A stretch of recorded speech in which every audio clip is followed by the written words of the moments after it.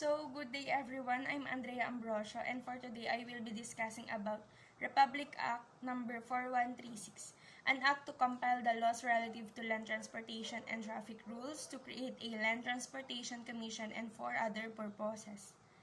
Under Section 1, this act shall be known as the Land Transportation and Traffic Code. Under Section 2, scope of act, the provision of this act shall control as far as they apply the registration and operation of motor vehicles and the licensing of owners, dealers, conductors, drivers, and similar matters.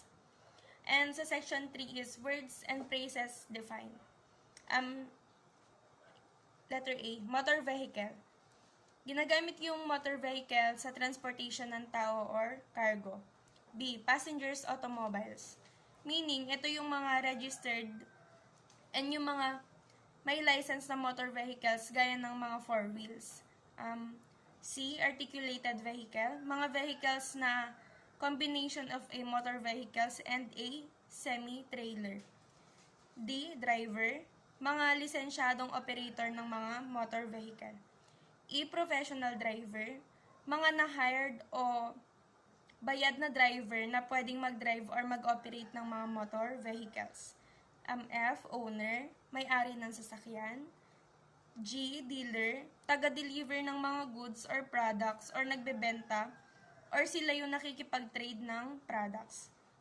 H, garage, parking area ng mga motor vehicles na pwedeng rentahan ng mga tao or drivers. I, gross weight, mga maximum weight na pwedeng ikarga sa sasakyan gaya ng bilang ng mga tao na pwedeng sumakay sa motor vehicles. It means bawal ang overloading. J, highways, daanan na ginagamit ng mga tao. K, the Commissioner of Land Transportation or his deputies. Yung chief or staff ng Commission of Land Transportation na responsible sa land transportation and traffic rules and regulations. L, parking or park, tamang pagbaba ng mga tao sa mga may sign na load and unloading area. M, tourist, mga bumibisita sa mga tourist spots. Under naman sa section 4,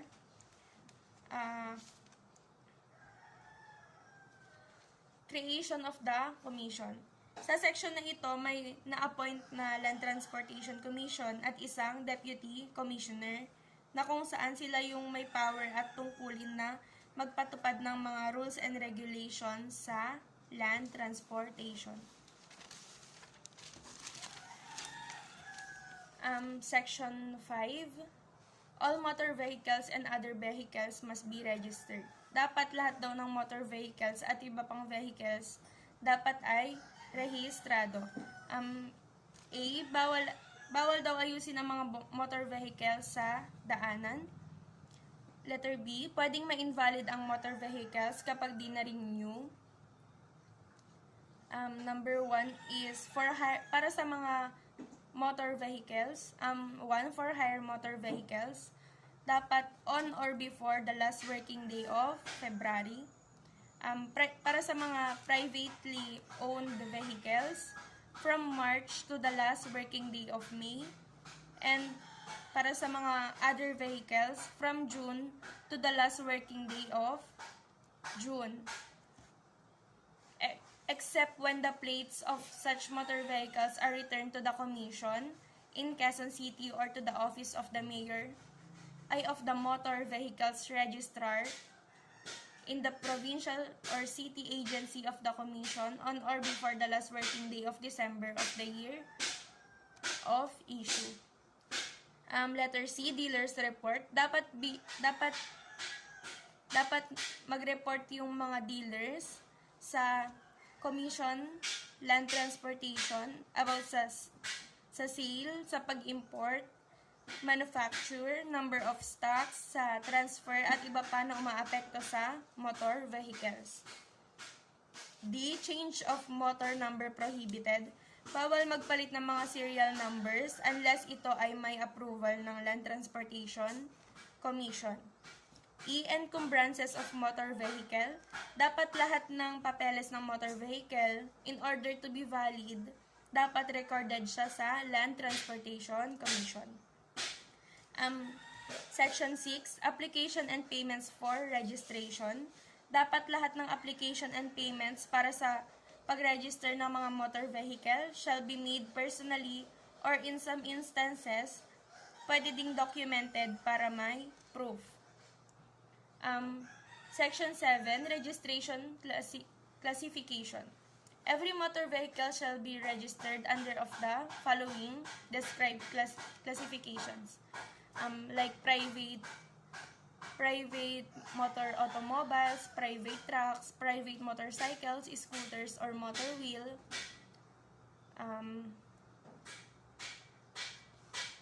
public utility automobiles, public utility trucks, taxis and auto, kalesas, garage automobiles, garage trucks, hire trucks, trucks owned by contractors and customs brokers and customs agents.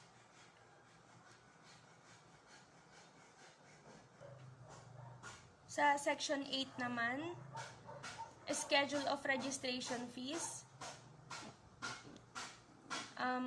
For private automobiles with pneumatic rubber tires, an amount based on their respective shipping weight or factory weight as indicated in the following schedule.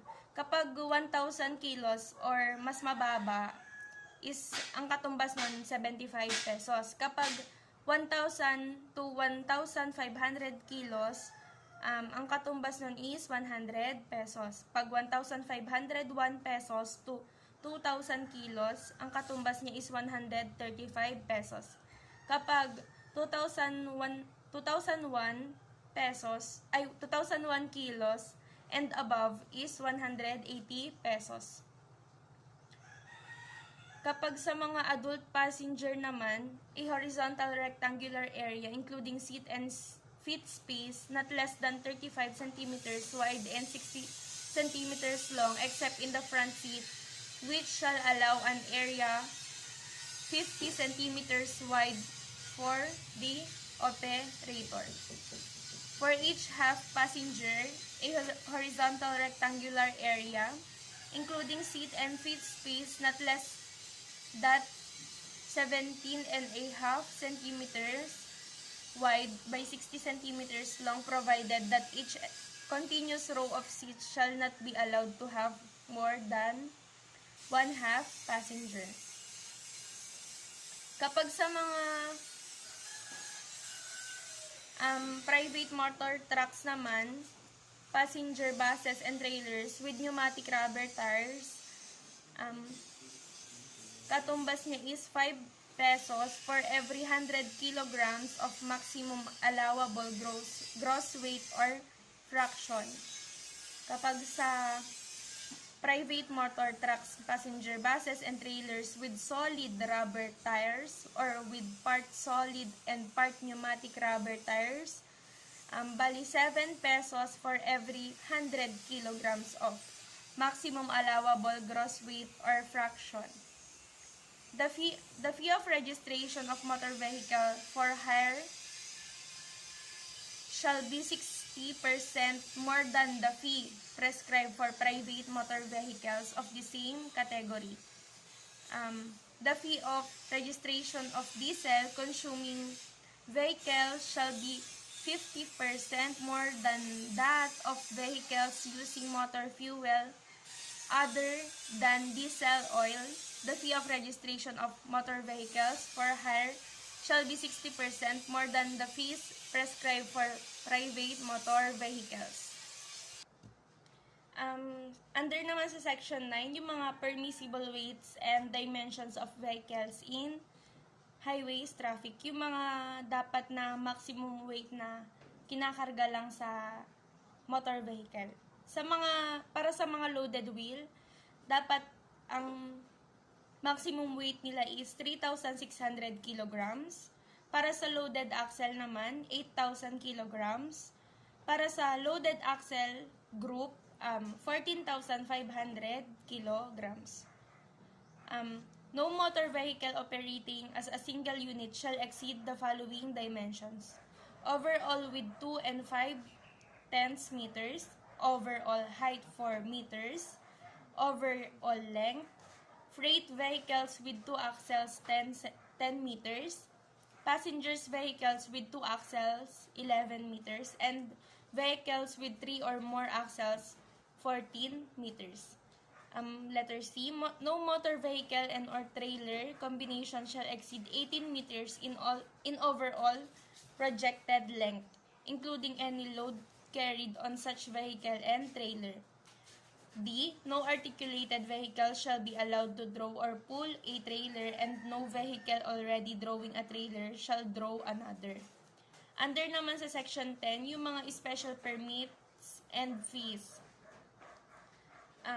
The Commissioner, with the approval of the Secretary of Public Works and Communications, shall issue regulations and schedules of additional fees under which special permits may be issued in the discretion of the Commissioner or his deputies for each of the following special cases, without which special permit no vehicle shall be operated on the public highways. Ayan. To operate a motor vehicle or trailer outfit with wheel, axle, or axle group loads in excess of the limits fixed in subsection Section 9 or in any regulation issued by the Commissioner. To operate a motor vehicle, the size of which exceeds the limit of permissible dimensions is specified in paragraph Section 9. Letter C, to operate a motor vehicle with any part of the load extending beyond and projected width of the vehicle. Letter D, to pull 2 trailers behind a motor vehicle. Letter E, for any other special authority relating to the use of vehicle, not otherwise specifically provided herein. Para sa Section 11, yung mga additional fees. Ayan. In addition to the fees elsewhere provided in this act for each change of registration from private to for hire or vice versa, revision of gross weight rating, change of tire size, transfer of ownership, replacement of a lost registration certificate, number plate, driver's license or permit, badge, preparation of affidavit, or certified copy of records for any similar circumstances requiring the issue, revision, or reissue of a certificate of registration, driver's license, badge, permit. Revision or reissue of a certificate of registration, driver's license, badge, permit, or other document, a fee of 2 pesos shall be collected. So, lahat daw ng mga nakalagay na mga papeles dito, kada pag-register mo is may 2 pesos na may 2 pesos na pwedeng i-collect nila. The replacement of a lost or utterly spoiled certificate, number plate, license, badge, or permit shall render the original invalid. In case of request in writing for certification of data or facts involving 2 or more vehicles, ayan, may bayad din daw yun na 5 pesos kada page or part ng document. Section 12, fee for original registration for part of year. If any application for the original registration is made during the first quarter of a calendar year, the total annual fee for the year shall be paid. If made during the second quarter, 3/4 of the annual fee for that year shall be paid. If made during the third quarter, 1/2 of the annual fee shall be paid. And if made during fourth quarter, 1/4 of the annual fee shall be paid. Nothing in this section shall be construed as allowing quarterly renewals of registration in order to avoid payment of fees in advance for the entire year. Section 13, payment of taxes upon registration. Original registration of motor vehicles subject to payment of taxes, customs, duties, or other charges shall be accepted unless proof of payment of the taxes due thereon has been presented to the Commission. Lahat daw ng original registration ng motor vehicle na kailangan bayaran, taxes, customs, ay yung taxes, custom duties, or other charges, i-accept lang nila unless may proof ka, may proof of payment. Some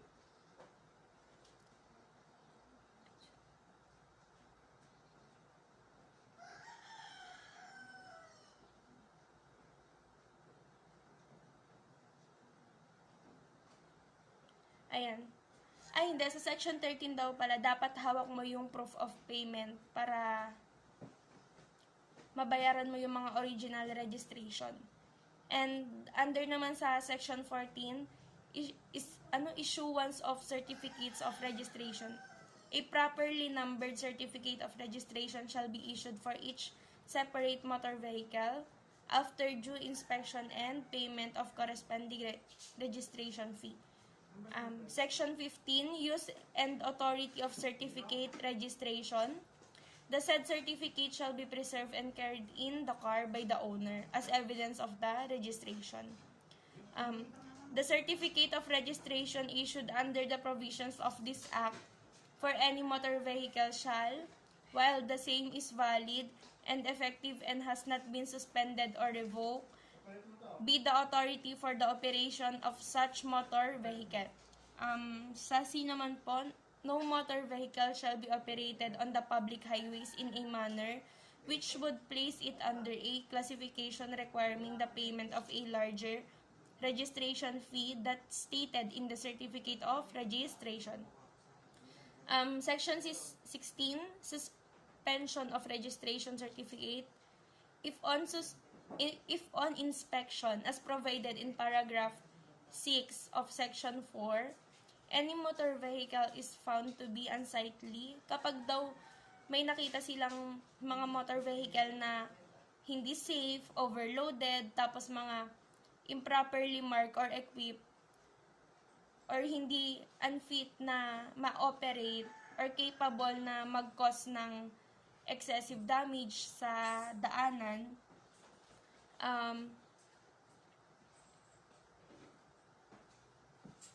kukunin daw nila yung mga plate number and dapat i-surrender ng driver or owner sa Land Transportation Commission.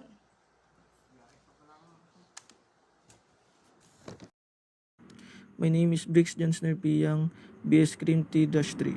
Section 16, Suspension of Registration Certificate. If an inspection, as provided in the paragraph 6 of Section 4 thereof, any motor vehicles is found to be unsafe, overloaded, improperly marked or equipped, or otherwise unfit to operated or capable of causing excessive damage to the highway, or not conforming to minimum standards and specification, the Commissioner may refuse to register the said motor vehicles, or already registered may require the number plates thereof to surrender to him, and upon 72 hours notice to owner of motor vehicle suspend such registrations until the defect of the vehicles, the correct and the minimum standards of the specifications fully complied with.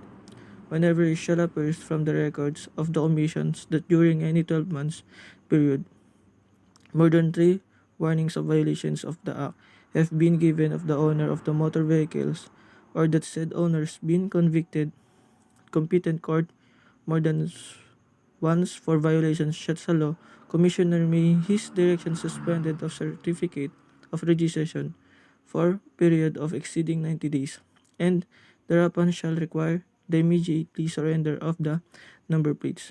Whenever a motor vehicle is found to be underweight, the owner shall pay the difference of registrations corresponding to the shortage of weight plus 50% recharge, and until such a payment may be concerned shall be suspended by the Commissioner. after two suspension registration of the vehicles concerned for 1 year may be defined. The commissioner shall notify the owner of the motor vehicles of any actions taken him under this section.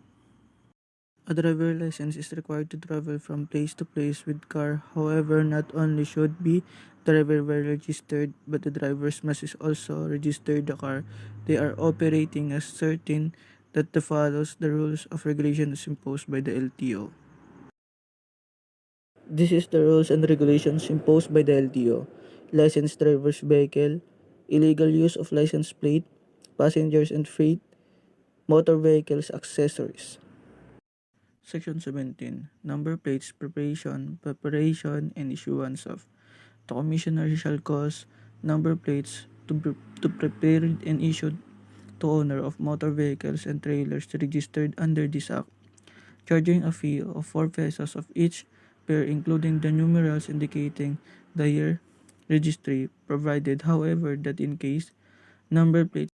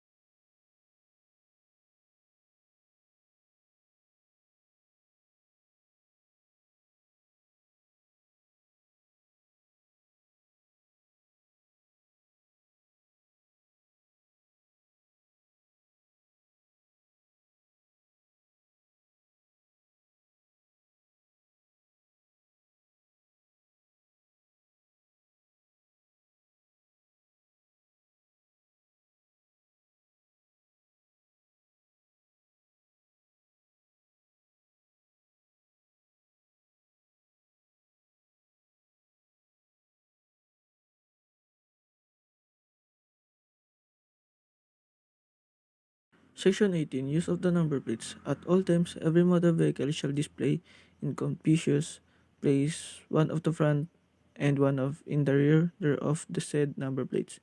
The number plate shall be kept clean and cared for, and shall be firmly affixed to the motor vehicles in such a manner as will make it entirely visible and always legible, except in the case of dealers' number plates which may be used necessively on various motor vehicles in stock. No person shall transfer number plates from motor vehicles to another.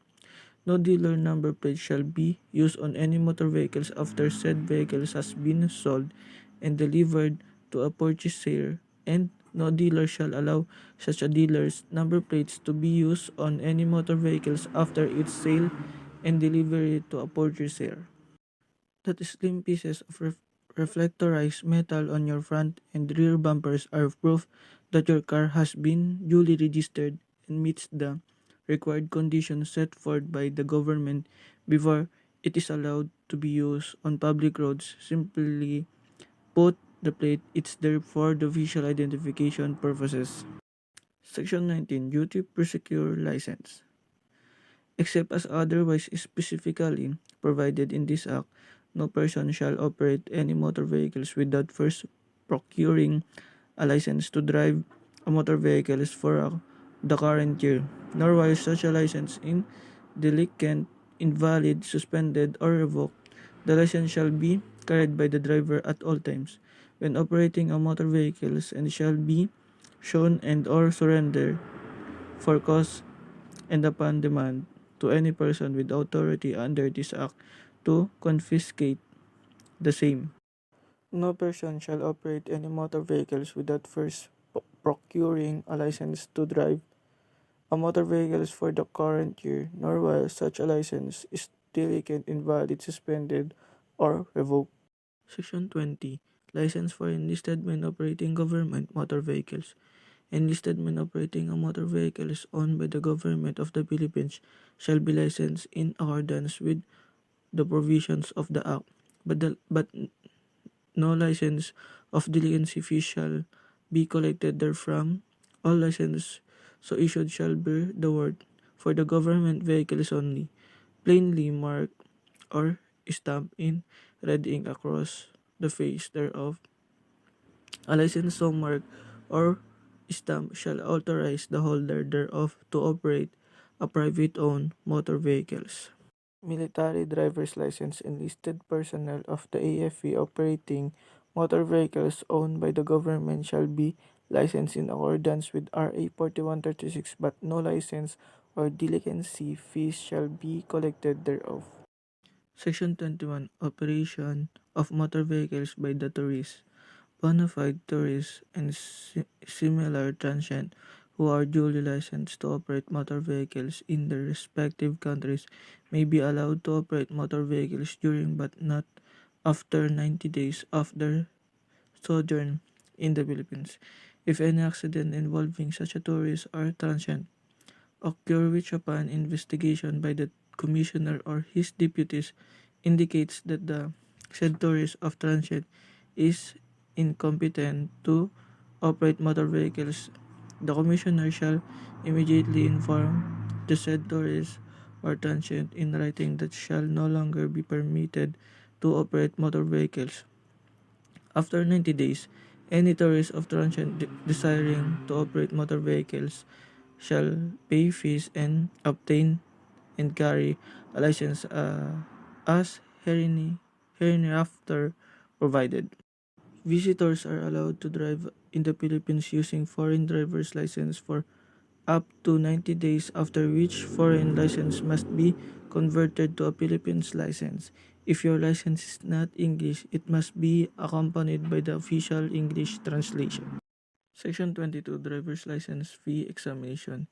Every person who desire personally to operate any motor vehicle shall file an applicant to commissioner or deputize for a license to drive motor vehicles, provided, however, that no person shall be issued a professional driver's license who suffering highly contagious disease such as advanced tuberculosis, gonorrhea, syphilis, and the like.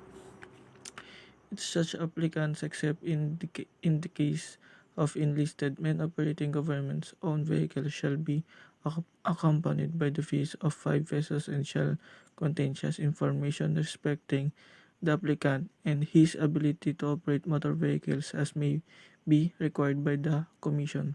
The commissioner or his deputy shall also ascertain that applicant's sight and hearing are normal and may in discretions require a certificate to the effect signed by the reputable physicians, and examinations or demonstration to show any applicant's ability to operate motor vehicles may also be required in a discretion of the commissioner or his deputies. The medical examination for a non-professional driver's license can cost around 200 to 300, while the cost for driving test fees start at 400. The license applicant's fees would be around 820. If you bring your own car to the practical test, there is no fee. Section 23. Issuance of driver's license. If after such examination, the commissioner of his deputy believes that the applicant possesses that necessary qualification and proficient in the operation of motor vehicles, a license shall be issued to such applicant upon payment of 5 pesos, but prior to the issuance of said license, the applicant shall furnish 3 copies of his recent photograph to be securely attached to the license, and 2 copies to be filed and kept as provided by this act. All driver's license shall bear the signature and right hand thumb print of the license. Visit the nearest LTO office, licensing center, or LTO renewal office in select mall to submit all required documents. Once the receiving personnel confirm that your documents are valid and complete, have your biometric and photo taken, LTO will release your new driver's license and an official receipt. Section 26. Renewal of license. Any license not renewed on before of the last working day of the month when the applicant was born shall become delinquent and invalid except when the license surrendered to the commissioner or his deputies before the last working day of the month of his birth, order to avoid payment of delinquency fees. The fees for renewal of delinquency license shall be 5 pesos in addition to basic fee hereinabove prescribed. Every applicant for renewal of license to operate any motor vehicle shall present to the commissioner in person or by mail messengers a license issued by the applicant for the previous years together with the proper case 5 pesos. In the case of professional chauffeurs, 3 copies of readily recognized photograph of applicant which photograph shall have been taken by exceeding 3 years prior to date applicant for renewal. Lost license. In case of license of the previous years has been lost or cannot be produced, the applicant shall obtain duplicate in accord with the sections 11 of this act on penalty of refusal by the commissioner on his deputies to renew the license, provided however that the commissioner of his deputies may in their discretions except in the lieu of the previous year's license duly signed and sworn statement of the operator of the effect that he has not operated any motor vehicles in the Philippines during years to which no license was issued in his name. The commissioners and his deputies are hereby authorized to administer that oath in the connection with such affidavit. The government agents requiring all motorists to renew their registrations every year after the initial 3 years registration validity on brand new cars. You may apply the license renewal at least 1 month before the expiration but not more than 2 years after the expiration date. Current non-professional, professional driver's license, conductor license due to expire or expired but not more than 2 years.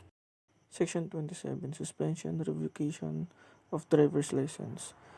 The commissioners may suspend for the period not exceeding 3 months or after hearing revoke any driver's license issued under the provisions of this act and may order any such license to be delivered to him whenever he has reason to believe that the holder thereof is an improper person to operate motor vehicles or in operating using motor vehicles in or accessory to the commission of any crime of act which endangers the public. Any deputy of the commissioners may, for the same causes, suspended for a period not exceeding 3 months any driver's license issued under the provisions of this act, provided that such suspension may be appealed to the commissioners, who may, after reviewing the cause, confirm, reverse, or modify the action taken by such deputy. Whenever during any 12 months period a driver shall have been convicted at least 3 times for violation of any provisions of this act or any regulations issued by the commissioner of any municipal or city ordinance relating to motor vehicles traffic not in conflict with any the provisions of this act, commissioner may in his discretion revoke to suspend the license of such a driver for a period not exceeding 2 years. The license suspended or revoked under the provisions of subsection end of this section shall be retained unless the driver's firm banned accordance with the sections 29 of the Act, and only after the commissioners has satisfied himself that such drivers may be again safety be permitted of operate motor vehicles. A decisions the commissioners revoking of refusing and reinstatement of license under the provisions of the sections may be appealed to the Secretary of the Public Works and Communications. When your driver's license is revoked, it means it's totally cancelled and could not be reinstated unless allowed under some circumstances. This means that you are not allowed to drive legally in the Philippines, otherwise you are actually committing a crime as defined under the special statutes. Section 28. Driver's ban. The commissioner, before instating any driver's license which has been suspended or revoked under the provisions of the preceding section or any provisions of this act, may require such a driver's pass band in the sum of 1,000 pesos condition upon the satisfaction of payment of any claim which may be filed or any execution which may be issued against such drivers in any case wherein said drivers may be held answerable while operating motor vehicles.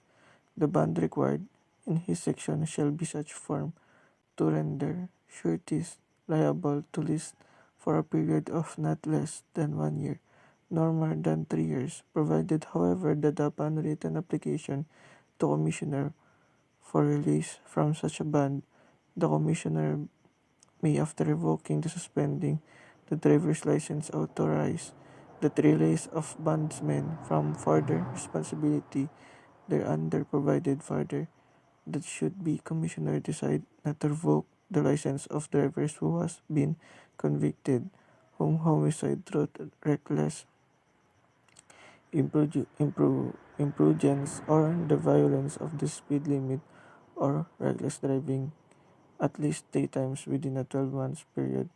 The said driver shall pose a bond, the sum of not less than 2,000 pesos, conditions upon the payment of any claim which may be filed or any execution which may be issued against him in any case wherein said driver may be held answerable while operating motor vehicle.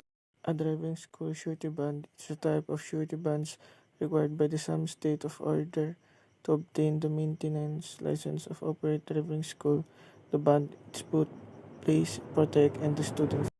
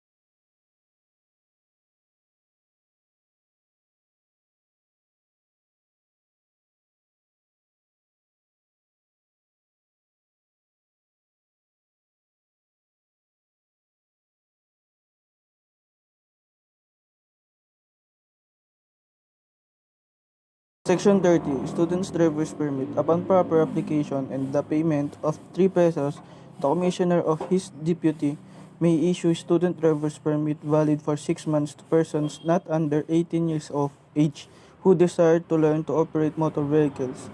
No application for driver's license shall be received unless the applicant has undergone instruction in the operation of motor vehicles for at least 1 month and has a valid student driver's permit, provided, however, that the persons who has a license to operate vehicles in other countries may, upon presentation of right evidence of such license, be allowed to pay for driver's license without presenting student driver's permit. A student's drivers who fails in the examination shall continue as a student drivers for at least additional month. No student's driver shall operate a motor vehicles unless accompanied by the duly licensed driver. The licensed driver's acting instructor to the student's driver shall likewise be responsible by the liable for any violations of provisions of this act and for any injury or damage done by the major vehicles on account or as a result of its operations by students under his direction. A student driver's license, otherwise known as a student driver's permit or an LTO student's permit, is an officially document that authorizes the bearer to operate a motor vehicles under the guidance of a professional or non-professional license holder in the Philippines. Section 31. Imitation of false presentation. No person shall make or use attempt to make or use a driver's license, badge, certificate of registration, number plate, tag, or permit in imitations similitude of those issued under this act or intended to be used as a for legal license, badge, certificate, plate, tag, a permit of with intent to sell or otherwise dispose of the same to another. No person shall falsely, fraudulently represent as a valid and force any driver's license, body, certificate, plate, tag, or permit issued under this act, which delinquent or which has been revoked or is suspended. No person shall knowingly and with intent to deceive make one or more false of fraudulent statement in application of registration of vehicles or for a driver's license. A fake driver's license is used by some motorists to avoid traffic violation or escape the hassle of and cost of acquiring an original LTO license. How much is the fine for driving with a fake license? Ordinance to the DOTR violator shall be imposed with a 3,000 fine and suspension of driver's license for a 1 year. Section 32. Exceeding registered capacity. No person operating any vehicle shall allow more passengers or more freight or cargo in vehicles than its registered carrying capacity. In the case of a public utility truck of buses, the conductor shall be exclusively liable for violation of this section of Section 32, letter C. Thereof provided that the conductor, before being employed by the public service operator, shall get a permit or license from the commission and pay 5 pesos annually for said license or permit issued in favor, and the same is renewable on or before the last working day of the month of his birth, attaching a readily recognizable photograph, and after presentation of medical certificate of fitness of applicant, passenger truck may be allowed to conduct any cargo carrying device at the rear or the side of the truck, subject of the approval of the commissioner, provided, however, that the total weight of the device, including the cargo, shall not exceed 100 kilos. Carrying of the passengers and freight on top of vehicles. No person operating a motor vehicle shall allow any passengers to ride on the cover of the top of such a vehicle, provided, however, that the subject of the conditions as may be contain a permits that may be issued by the commissioner, baggage or freight may be carried on the top of the truck, provided by the weight thereof does exceed 20 kilos per square meter and is distributed is in such a manner as not to endanger of the passenger of stability or the truck. C. Riding of the running boards. No driver shall permit any person to ride on a running board, step board, or mud guard of his motor vehicles for any purposes, except to make repair or adjustment in the motor or to collect fares. exceeding registered capacity, issuance of conductor license validity and fee. No person operate any motor vehicle shall allow more passengers or more freight or cargo in his vehicles than its registered carrying capacity. Good morning, sir. Section 50. Tampering with vehicles. No unauthorized person shall sound the horn, handle the levers, or set in motion or in any way tamper with damage of the base any motor vehicle. So, dito, hindi ka pwedeng bigla-bigla na lang bubuskin na kahit wala namang dahilan or bigla-bigla ka na lang nag-alternate ng daan na pwedeng mag-cause ng damage sa ibang sasakyan. So, Section 51, hitching to a vehicle. No person shall hang on to ride on the outside or the rear end of any vehicle, and no person on a bicycle, roller skate, or other similar device shall hold fast or hitch to any moving vehicle, and no driver shall knowingly permit any person to hang on to or ride the outside or rear end of his vehicle, or allow any person on a bicycle, roller skate, or other similar device to hold fast or hitch to this vehicle. So sa section 51 naman dito, sinasabi na bawal kang bumuntot sa mga malalaking sasakyan kung ikaw ay nagmamaneho ng bisikleta or skateboard. So, kalimitan sa mga siklista natin ngayon is, ayun, pag alam ng pagod, bubuntot na lang sa mga sasakyan kasi mahangin, ganun. Bawal po yun. Section 52, driving or parking on sidewalk. No person shall drive or park a motor vehicle upon or along any sidewalk, path, or alley not intended for vehicular traffic or parking. So, dito is bawal kang mag-park sa mga sidewalk or sa mga hindi parking zone. Section 53. Section 53. Driving while under the influence of liquor or narcotic drug. No person shall drive a motor vehicle while under the influence of liquor or narcotic drugs. So, bawal tayo mag-drive pag nakainom at naka-take ng illegal drugs. Section 54. Obstruction of traffic. No person shall drive his motor vehicle in such a manner as to obstruct or impede the passage of any traffic, nor while discharging or taking passenger or loading or unloading freight obstruct the free passage of the vehicles on the highway. So, ito yung mga bigla-bigla na lang nagbababa at nagsasakay ng mga pasahero sa gilid ng daan kahit hindi siya loading and unloading zone. Tapos ito yung mga bigla-bigla na lang mga liliko, tapos bigla-biglang hihinto na nagkakos ng traffic. So, sa section 55 naman is duty of driver in case of accident. In the event that any accident should occur as a result of the operation of a motor vehicle upon a highway, the driver present shall show his driver's license, give his true name and address, and also true name and address of the owner of the motor vehicle. So, ang duty mo as a driver in case of accident is ipakita mo yung driver's license. Tapos, no driver of a motor vehicle concerned in a vehicular accident shall leave the scene of the accident without adding the victim except under any of the following circumstances. So, pag naka-aksidente ka, hindi mo pwede siyang iwan na lang basta-basta. But except if he is imminent danger of being seriously harmed by any person or persons by reason of the accident. Pag sobrang lala na nung situation nung na-aksidente, yung tipong bali-bali na yung buto niya, ganun.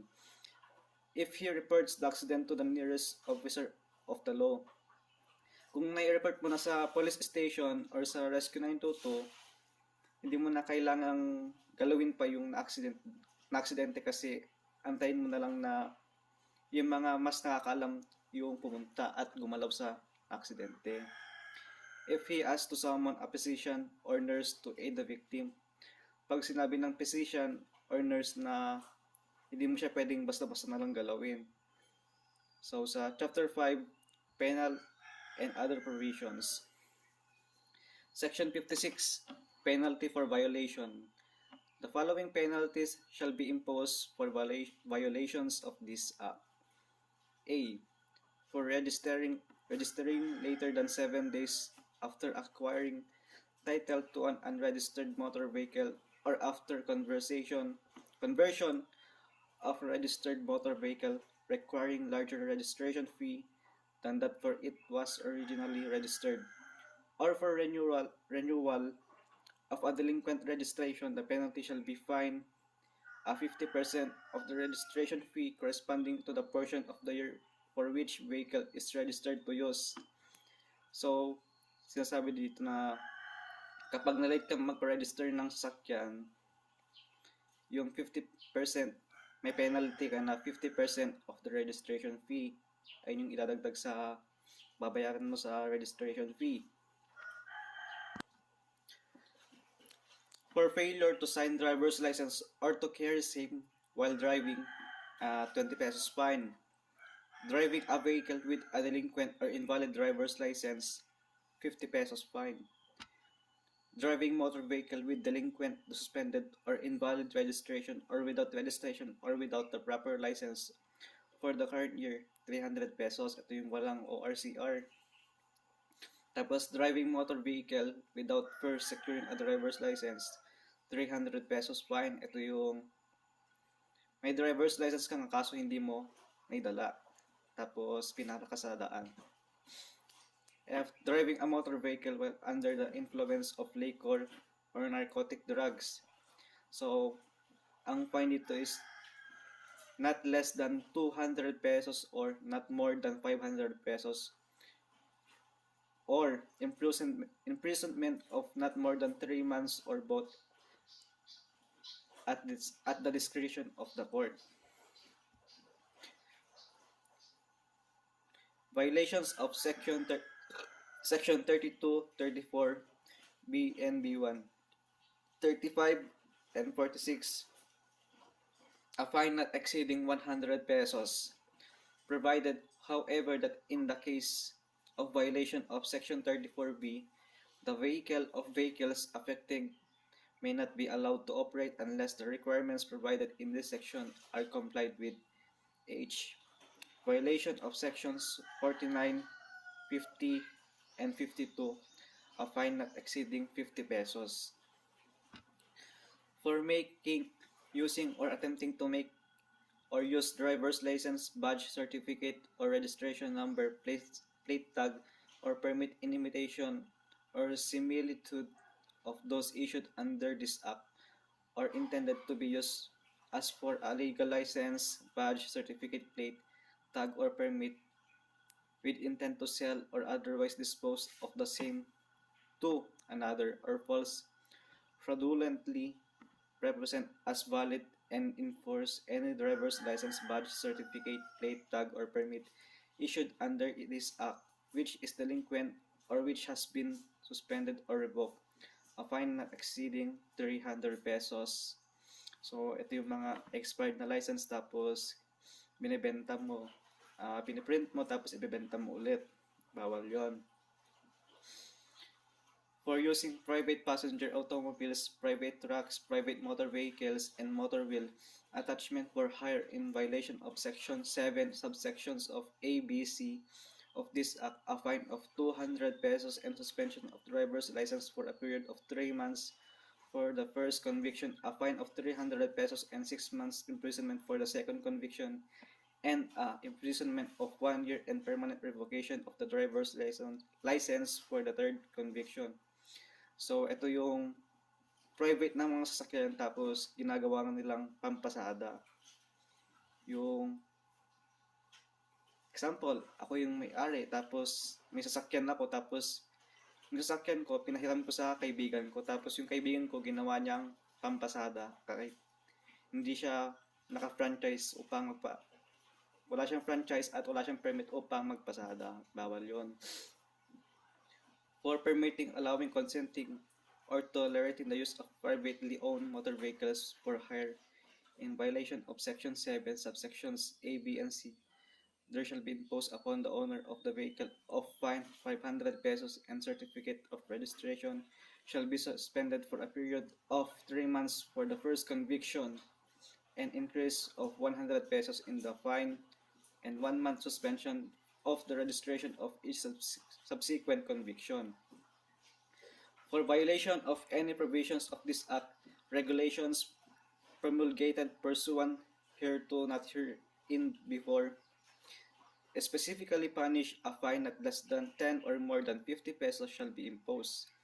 In the event an offender cannot pay and fine imposed pursuant to the provision of this Act, he shall be made to undergo subsidiary imprisonment as provided for the revised penal code. If the revised, if as the result of negligence or reckless or unreasonable fast driving any accident appears resulting death or injury of any person, the motor vehicle operator and fault shall upon conviction be punished under the provisions of revised penal code. Section 57. Punishment for the offenses. The conviction of any person for any offense under this act shall not bar his prosecution for any offense which may have been committed by such person concurrently with the commission of the offense of which he was convicted, or in doing the act or series of acts which constituted the offense of which he was convicted. Duty of clerks of court.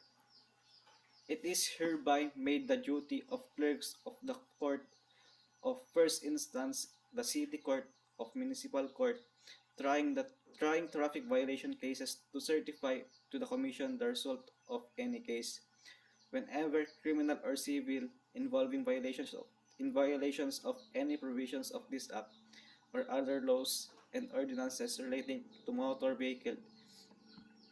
Said certificate shall specifically contain the name of the driver or owner of the vehicle involved, his address, the number of his license, and or the certificate of registration of his vehicle, that date therefore, and the offense of which he was convicted or acquitted. Article 2. Collection of fees, taxes, and fines, liens, allotment of funds. Section 59. A collection of fees, national and local taxes, toll fees. The collection of all fees, taxes, and fines under the provision of this Act shall be made in accordance with regulations to be prescribed by the Commissioner and approved jointly by the Auditor General. No taxes or fees other than those prescribed in this Act shall be imposed for the registration or operation or on the ownership of any motor vehicle, or for the exercise of the profession of chauffeur by any municipal corporation.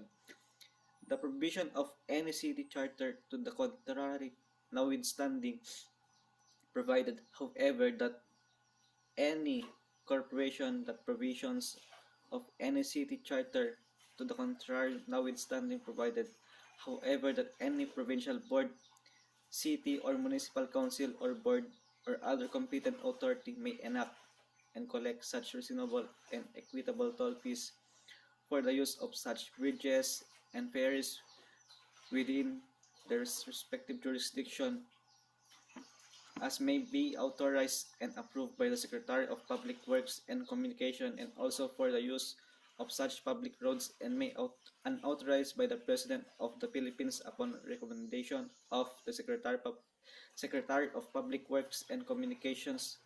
But in none of these cases shall any toll fees be charged or collected until and unless the approved schedule of tolls has been posted legibly in conspicuous place at such toll station. Section 60. The line upon motor vehicle. Any balance of fees for registration, re-registration, or delinquent registration of a motor vehicle remaining unpaid, and all fines upon any vehicle owner shall constitute a first line upon the motor vehicle concerned. The Commission is hereby vested with authority to issue a warrant of constructive or actual distraint or any levy to any owner of motor vehicle who has any balance of fees for registration or delinquent registration of a motor vehicle remaining unpaid, which upon demand by the Commissioner of the Land Transportation Commission or any of his deputies executing such warrant, the owner of the said vehicle shall surrender same of the time demanded, except when the attachment of execution is under any judicial process. Any owner who fails or refuses to surrender any of such property or vehicle not so surrendered shall be punished by a fine of not exceeding the amount of fees, including penalties and interest, if any, or other collection of which such warrant has been issued, together with the cost and interest, if any, form the time of such surrender. In addition, such owner shall punish by a fine of not more than 300 pesos or an imprisonment of not more than 6 months or both. Section 61. Disposal of monies collected. Monies collected under the provision of this act shall be deposited in a special trust account in National Treasury to constitute the Highway Special Fund, which shall be appointed and expended in accordance with the provisions of the Philippine Highway Act of 1953, provided, however, that the amount necessary to maintain and equip the Land Transportation Commission, but not to exceed 15% of the total collection during any 1 year, shall be set aside for the purpose. Article 3. The final provisions. Section 62. No provincial board, city or municipal board or council shall enact or enforce any ordinance or resolution in conflict with the provision of this act, or prohibiting any deputy or agent commission to enforce this act within their respective territorial jurisdiction and the provisions of any charter to the contrary notwithstanding. So parang ito yung sa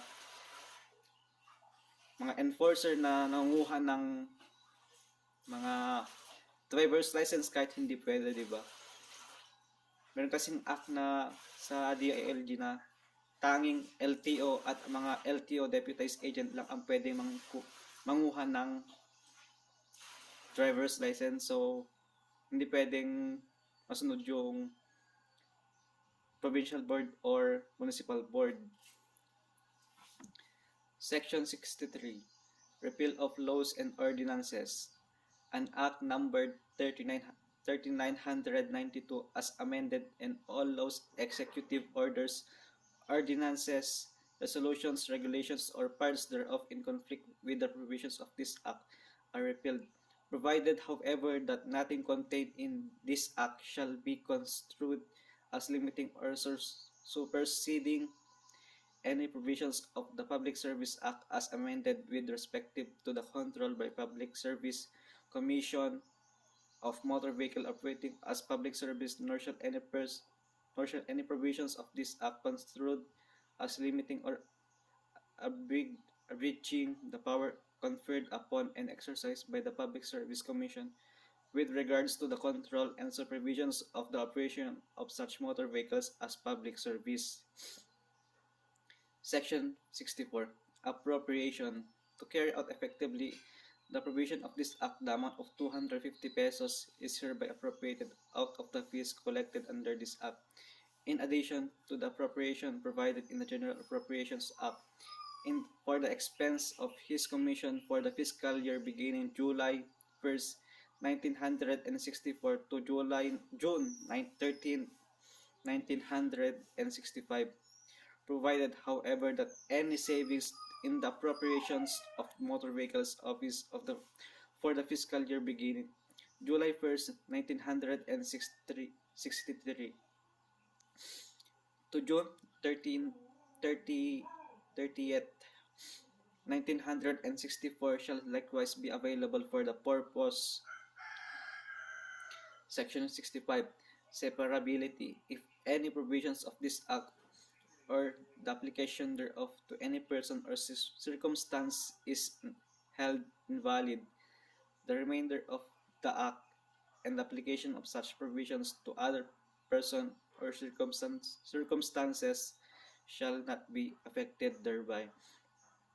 Section 66. Effectivity. This act shall take upon its approved on June 20, 1964.